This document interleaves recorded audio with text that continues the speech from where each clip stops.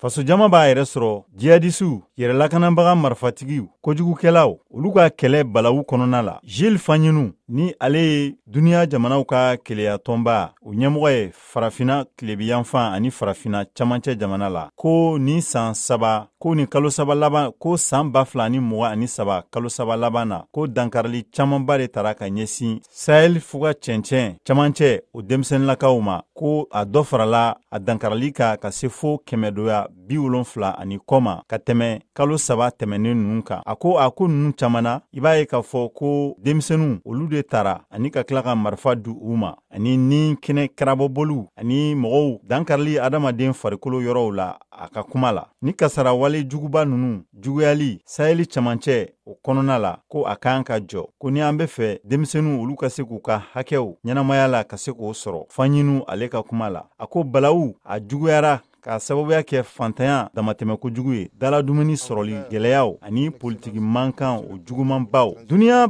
jamanaw ka keleya tɔnba ONU ale ka sɛbɛnfura dɔ mun bɔra denmisɛnninw ani marifa kɛlɛjugu kan ni ale jɛnsɛra san 2023 wagati la. Y'a yira k'a fɔ ko denmisɛnnin 423 o de fagara san 2022 kɛlɛjugu la minnu kɛra jatigɛwalew fɛ ni u ni Al-Qaïda bolo bɛ ɲɔgɔn bolo. État islamique ko walima kuma dɔ la finitigilaka dɔw fɛnɛ kɛrɛnkɛrɛnla Sahel jamana kɔnɔna la. San 2023 ale sɛbɛnfura makɔnɔnen don juin kalo laban na.